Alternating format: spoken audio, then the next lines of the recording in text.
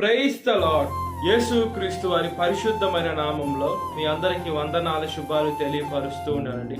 సామెతలు 12వ అధ్యాయం 21వ వచనం, నీతిమంతునికి ఏ ఆపదయు సంభవింపదు అని దేవుని వాక్యం సెలవిస్తుందండి. మనం ఎప్పుడైతే నీతిగా జీవిస్తూ న్యాయంగా జీవిస్తూ ఉంటామో మన మీదకి ఏ ఆపద కూడా రాకుండా దేవుడు మనల్ని కాపాడేటువంటి దేవుడు అంటే మన యేసుక్రీస్తు వారు. మనం అనుకోవచ్చు, ఏంది ఈ అపాయం నా మీదకి వస్తుంది అని. అయితే ఆ అపాయము మనకి ప్రాణానికి ఎటువంటి ప్రమాదం లేకుండా దేవుడు మనల్ని కాపాడేటువంటి దేవుడు అండి యేసుక్రీస్తు వారు. మనల్ని గట్టెక్కించేటువంటి దేవుడు యేసుక్రీస్తు వారు. కాబట్టి మనము దేవుని వైపు చూడాలి, మనుషుల వైపు కాదు. మనం మనుషుల వైపు చూస్తే మనకు ఖచ్చితంగా అపాయమే కలుగుతుంది, మనకి ఇబ్బందే కలుగుతుంది. మనము దేవుని వైపు చూడాలని దేవుని వాక్యం స్పష్టంగా సెలవిస్తుందండి. మనము ఈ లోకంలో చూసుకున్నప్పుడు క్రైస్తవులు అనేక మంది చంపుతూ ఉన్నారు. వట్టి భారతదేశంలోనే కాదు కానీ ఈ భూలోకంలో నలు దిశలు యేసుక్రీస్తు వారి బిడ్డల్ని అనేక మంది చంపుతూ బాధ పెడుతూ వాళ్ళని దుఃఖ పెడుతూ ఉన్నారండి. ఏమంటే క్రైస్తవ బిడ్డలంటే ప్రేమ కలిగి ఉండాలి. క్రైస్తవ బిడ్డలంటే యేసుక్రీస్తు వారు నేర్పించింది ఏమనంటే, ఒక చెంప మీద కొడితే ఇంకొక చెంప చూపినని ప్రేమే నేర్పించారు.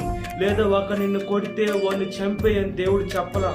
అంత ప్రేమ కలిగిన దేవుని బిడ్డల్ని అనేక మంది క్రూలు ఏం చేస్తున్నారంటే సాతాను పట్ల మనుషులు క్రైస్తవులు చంపేస్తున్నారండి. అంటే వాళ్ళకి అపాయం అనేది సంభవిస్తుంది.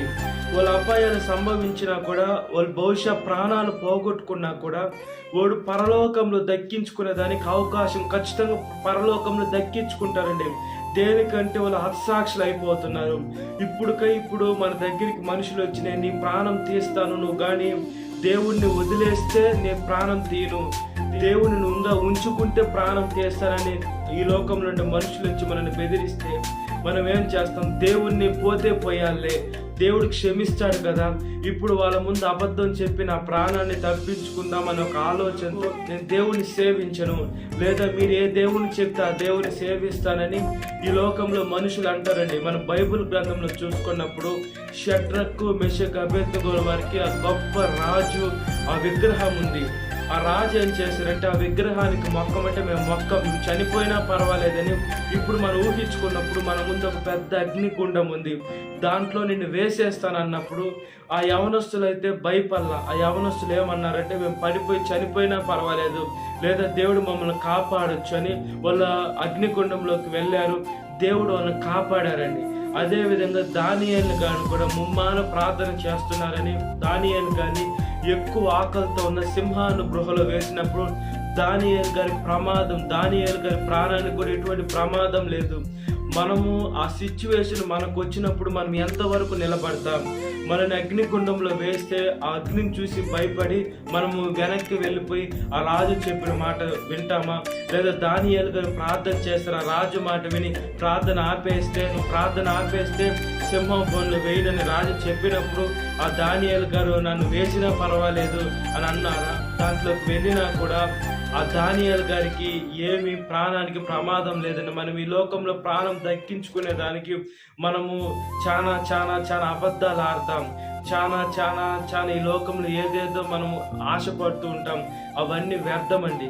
దానియేలు గారు ఏం చేశారంటే, నా ప్రాణం పోయినా పర్వాలేదు, సింహం బోన్లో వేస్తాను, కాపాడుకోని అని దేవుడి కోసం ప్రాణాలు తెగించారండి దేవుని బిడ్డలు. మనం ఎంత తెగిస్తున్నాం? మనము దేవుణ్ణి ఎంతగా సేవించాలో, మన ఆలోచన విధము దేవుడి పైన ఎంతగా ఉండాలని దేవుని వాక్యం సెలవిస్తుందంటే, మన మీదకి అపాయం వచ్చినా కూడా మనకి ఉపాయం ఇచ్చేటువంటి దేవుడు అండి యేసుక్రీస్తు వారు. మనం భయపడబడలేదు, మనం బాధపడబడలేదు.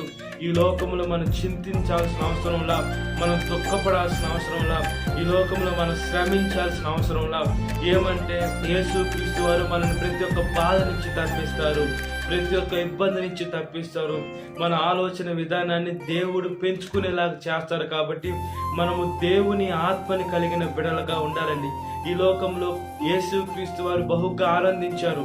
దేంట్లో అంటే ఈ లోకంలో తిండిలో ఆనందించలా, ఈ లోకంలో బట్టలలో ఆనందించలా, ఈ లోకంలో దేంట్లో కూడా ఆనందించలా. యేసుక్రీస్తు వారి పరిశుద్ధాత్మలు ఆనందించారండి. మనము దేవుని బిడ్డలు, ఆయన పాలించే ప్రజలు, ఆయన మేపే గొర్రెలు, మన కాపరి స్వభావం మనలో ఉండాలి. అంటే మనము కూడా దేవుడు పరిశుద్ధాత్మను ఆనందించాడు కాబట్టి, దేవుడు ఆయన ఆత్మని మనకు దయచేస్తానన్నాడు కాబట్టి, మనము కూడా పరిశుద్ధాత్మలు ఆనందించేటువంటి బిడలుగా ఉండాలి. ఈ లోకంలో దేవుని రాకడ అతి సమీపంలో ఉంది, లేదా మన పోకడ కూడా అతి సమీపంలో ఉంది. యాక్సిడెంట్లు అవుతున్నాయి, అనేక రీతిలుగా చనిపోతున్నారండి ఈ లోకం నుండి మనుషులు. కాబట్టి మనం ఎంత జాగ్రత్తగా ఉండాలి. మనము అగ్ని లాంటి సమస్యలు వచ్చినా, లేదా సింహాలు లాంటి సమస్యలు వచ్చినా, అక్కడ ఉన్నటువంటి దానియేలు గారు ఎలా ఎదుర్కొన్నారు, అదేవిధంగా షడ్రకు మెషకు అబేద్నెగో వారు ఎలా ఎదుర్కొన్నారు బైబిల్ గ్రంథం స్పష్టంగా సెలవిస్తుంది. దానియేలు గారు, నేను ప్రార్థనే చేయను, నన్ను సింహాపురంలో పడేద్దారంటే బహుశా వాళ్ళు ఆపేస్తుంటే ఆయన దానియేలు గ్రంథం అని వచ్చి ఉండేది కాదండి. షడ్రకు మెషకు అబేద్నెగో వారు కూడా అగ్నిలోకి వెళ్ళము, ప్రతిమకే మొక్కుతామనుంటే వాళ్ళు కూడా బహుశా బైబిల్ గ్రంథంలోకి వచ్చి ఉండేవారో కాదు.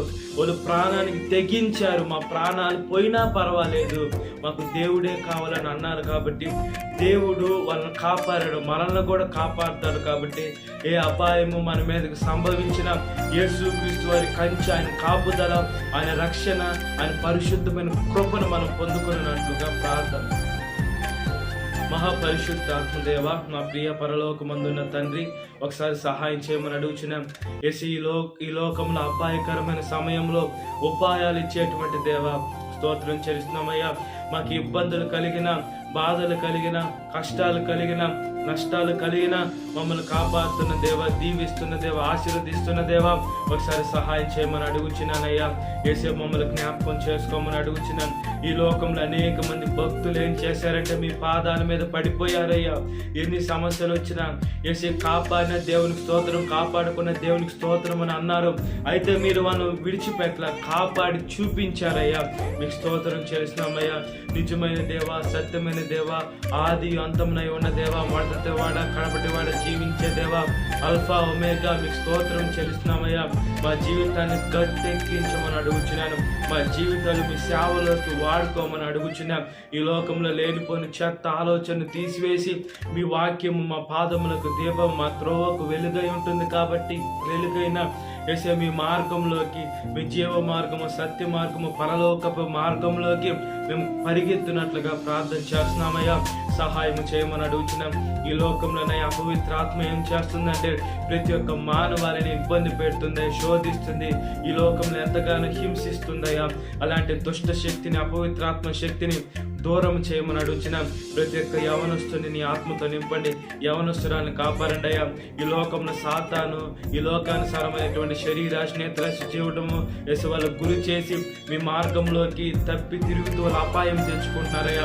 అపాయంలోకి రాకుండా ఉండాలంటే ఉపాయాలు ఇచ్చి మీ దగ్గరికి వచ్చి శిరస్సు వంచి వేసే మీ పాదాల మీద పడే మంచి మనసును దయచేసి, యవన వయసులో కాడి మోసే మంచి మనసును దయచేయండి. సాతాను శోధన ప్రతి ఒక్క పెట్టిన విడుదల దయచేయండి. ఈ వాక్యం ఇచ్చిన ప్రతి ఒక్క పెట్టిన పేరు రక్షణ జ్ఞాపకం చేసుకోండి. ఈ దినకాలపు దీవితో నింపమని నజరేయుడైన యేసుక్రీస్తు వారి పరిశుద్ధమైన నామంలో మిక్కిలి వినతులిచ్చున్నాను నా పరలోకమందున్న తండ్రి, ఆమేన్. Praise the Lord. God bless you. Have a great day.